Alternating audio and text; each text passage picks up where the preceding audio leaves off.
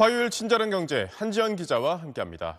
어서 오세요. 안녕하세요. 네, 방금 박원경 기자 보도에서 우리 반도체가 위기다 이렇게 알아봤었는데 우리 자동차도 위기인 것 같습니다. 맞습니다. 지난해 생산이 세계 6위에서 7위로 한 단계 떨어졌다고요? 맞습니다. 근데 예. 제 기억에 지난해 수출은 좀 좋지 않았습니까? 네, 맞습니다. 수출은 278만 대로 전년 대비 0.6% 증가했는데요. 네. 문제는 내수 부진에 있었습니다. 내수 부진 여파로 자동차 전체 생산량은 2.7% 떨어졌습니다.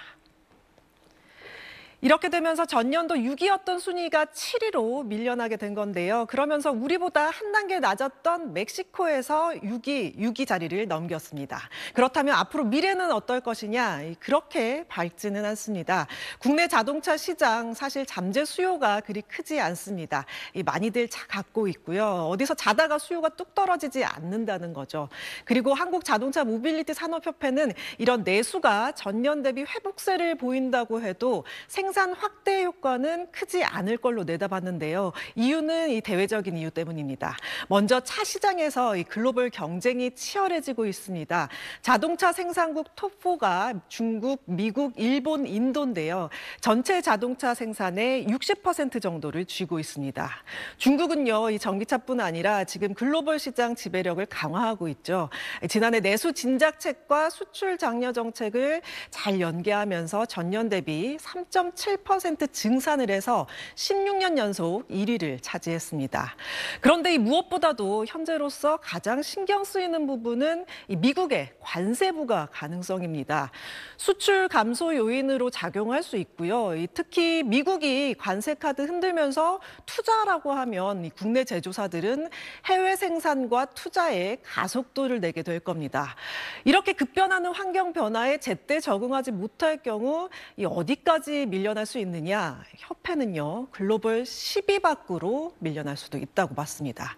이렇게 되면 국내 공장 가동률도 떨어지고 이 부품업계의 경영 악화 등 전후방 산업 전반에 부정적인 영향을 미칠 가능성이 높게 됩니다. 네, 그런데 자동차뿐 아니라 올해 들어서 전체적인 경기가 안 좋아지고 있다. 그러니까 하방 위험이 계속 커지고 있다. 이런 진단도 나왔네요. 네, 이 한국개발연구원 KDI는 지난 1월에 2년 만에 경기 하방 위험이 커졌다 이렇게 언급을 했는데요. 이번에도 3개월째 경기 하방 위험 확대되고 있다 이렇게 진단을 했습니다. 네. 그나마 이 경제를 이끌어왔던 게 수출이었는데 이 수출이 둔화되고 있습니다. 지난달 수출은 1년 전보다 하루 평균 기준으로 5.9% 감소한 걸로 나왔습니다. 가장 큰 영향은 반도체에서 나왔는데요. 범용 반도체 가격 하락으로 ICT 품목 수출이 5.1% 감소하면서 높았던 반도체 수출 증가세가 둔화됐고요. 반도체를 제외한 품목들도 감소세가 계속되면서 전체 수출 활력이 떨어지는 분위기입니다. 앞으로도 문제는 관세죠. 미국의 관세 인상이 앞으로 수출에 하방 압력으로 작용할 가능성이 큽니다. 지난해 전체 수출 중에 미국에 대한 수출이 18.7%였는데 자동차와 부품, ICT, 일반 기계, 철강 제품이 큰 비중을 차지하고 있기 때문에 미국 관세 인상에 직격탄을 맞을 수 있는 품목들이라 앞으로 우리 수출에 큰 악재로 작용할 수 있다는 분석입니다.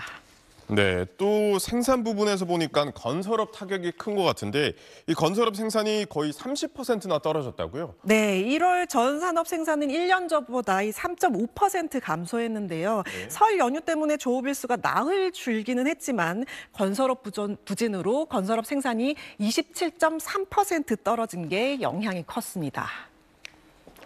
물론 이 건설업 생산이 크게 감소한 데는 작년 1월 생산이 급증한 데 따른 기저 효과도 일부 작용한 게 있습니다.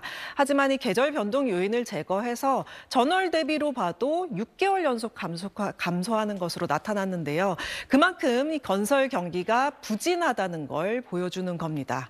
부동산 경기 둔화로 건설 수주나 건축 착공 면적 같은 선행 지표를 봐도 알 수 있는데요.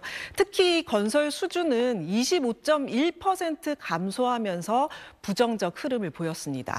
1월 건설업 취업자 수도 17만 명 가까이 줄어들면서 13만 5천 명 증가하는 데 그쳤습니다. 네, 오늘도 잘 들었습니다.